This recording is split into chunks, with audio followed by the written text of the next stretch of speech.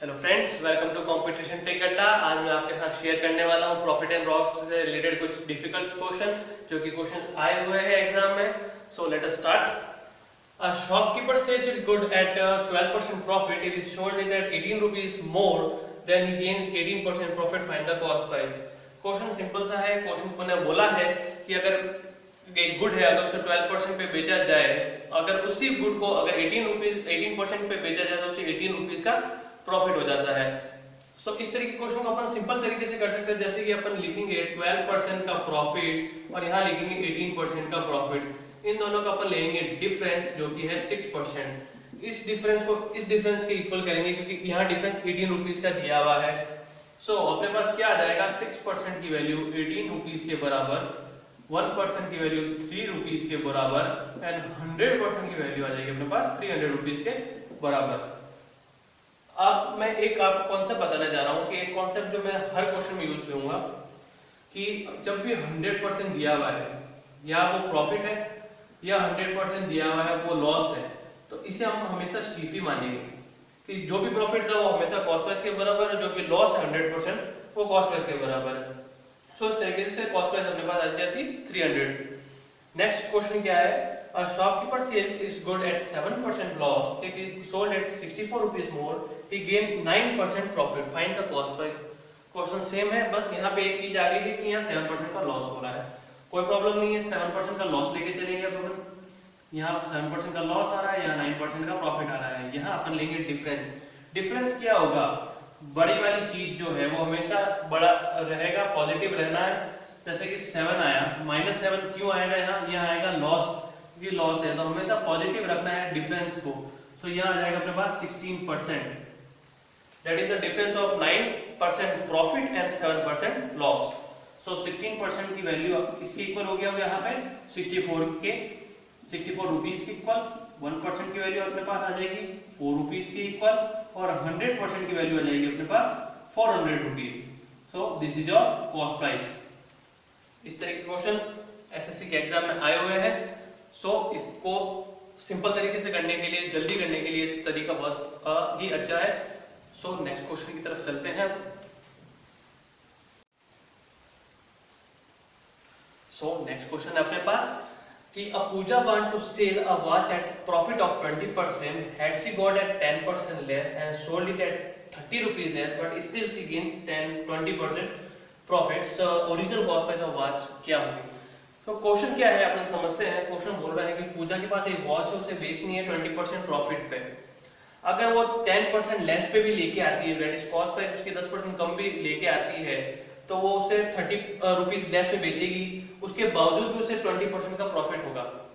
That is अगर वो 10% less पे लाते हुए भी 30 रुपीज लेस करते हुए भी बेचे तो अब इसको 20% का प्रॉफिट हो रहा है। तो ओरिजिनल कॉस्ट प्राइस क्या रही है उस वॉच की। सो अपन स्टार्ट करेंगे, let us take it has 100 कि ये 100 जो है वो ओरिजिनल कॉस्ट प्राइस है। उसने बोला इस पे प्रॉफिट हुआ 20% का, 20% का प्रॉफिट करा अपन ने, ये आया अपने पास 120 अपने पास आई क्या, original selling price. Selling price अगर आपको निकालना नहीं आता तो सिंपल सा फॉर्मूला होता है 100 plus profit percent upon 100 into CP. This is your calculation of selling price. अब उसने बोला है अगर ये 10% लेस पे भी लेके आती है, दैट इज -10% करेंगे अपन, सो क्या आ जाएगी न्यू अपने पास cost price 90। This is your new cost price. उसने ये बोला but she still gains 20% profit. किस पे, इस कॉस्ट प्राइस पे उसको 20% का प्रॉफिट हुआ है।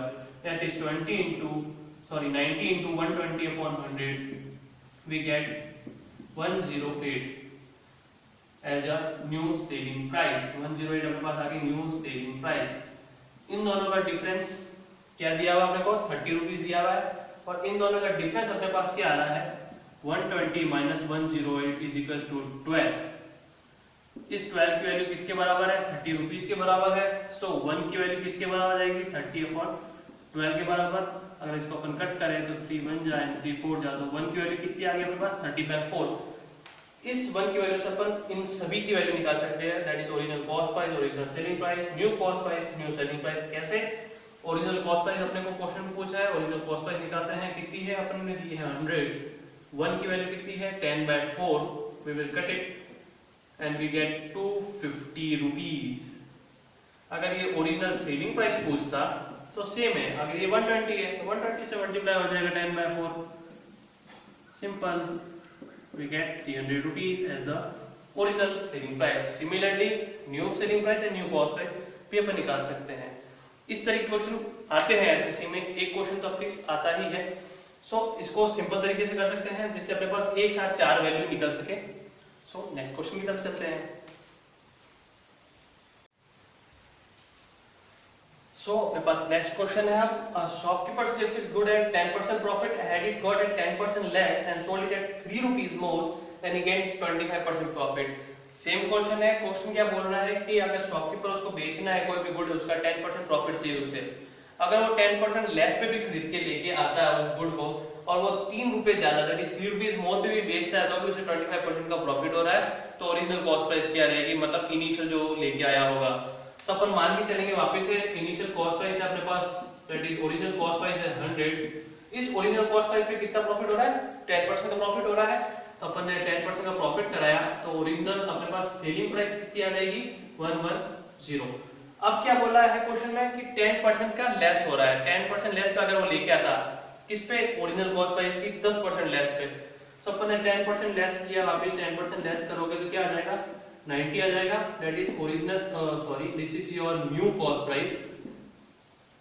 इस कॉस्ट प्राइस पे कितना प्रॉफिट बोला उसने, 25% का प्रॉफिट बोला है।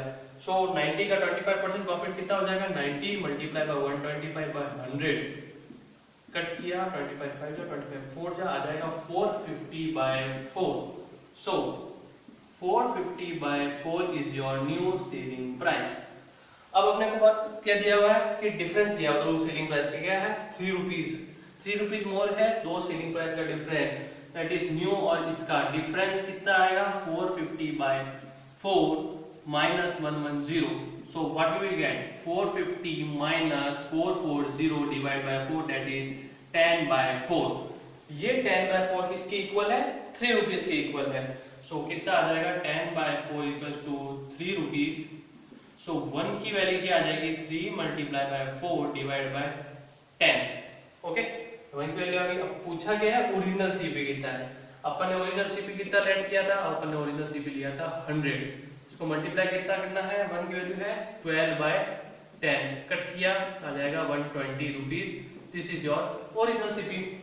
सिंपली अगर वो पूछता है न्यू सेलिंग प्राइस क्या है, तो न्यू सेलिंग प्राइस ये रही, न्यू कॉस्ट प्राइस, तो न्यू कॉस्ट प्राइस 90 से मल्टीप्लाई हो जाएगा। यहाँ ओरिजिनल सेलिंग प्राइस पूछ रहा है तो ओरिजिनल सेलिंग प्राइस के लिए 110 मल्टीप्लाई हो जाएगा। यहाँ सिंपल सा कॉन्सेप्ट है, एक कॉन्सेप्ट से 4 चीजें निकल रही है। सो इस तरीके के क्वेश्चन आए हुए हैं अपने एसएससी एग्जाम में, ज्यादातर एसएससी एग्जाम में ऐसे ही क्वेश्चन आते रहते हैं। सो अगर आपको अच्छा लग रहा है तो लाइक करें, सब्सक्राइब करें, देखते रहिए कंपटीशन ट्रिक अड्डा। Thank you.